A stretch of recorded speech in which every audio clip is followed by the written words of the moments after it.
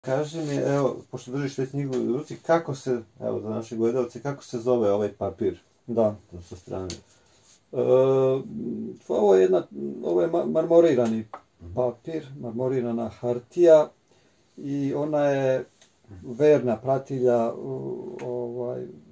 poveza koji su urađeni u punoj koži. Čak i marmorirani papir može da bude neka vrsta umetnosti, pošto se nekad ručno izrađivao.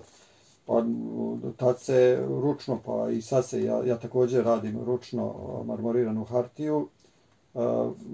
Ta tehnika marmoriranja hartije, ona ima svoju dugu istoriju.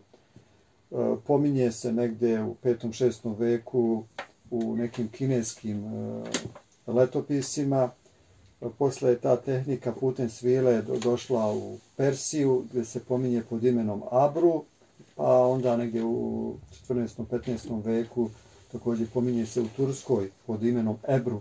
I Turci su napravili od marmoriranja jednu posebnu umetnost koju su nazvali Ebru. Evropski putopisci koji su dolazili u Tursku još za vreme Turskog carstva, oni su uočili tu tehniku i često su je nazivali turskim načinom ukrašavanja hartije. Ta tehnika je prenešena i u Europu. Malo je modifikovana tehnika izrade. U Europi se radi pomoću irske mahovine, a u Turskoj i na istoku pomoću jedne materije koja se naziva kitra. To je jedna sluzava materija na koju se spuštaju boje. To su zemljane boje koje su pomiješane sa goveđom žuči. Žuč omogućava da boja pliva po toj površini i da se međusobno ne mešaju boje.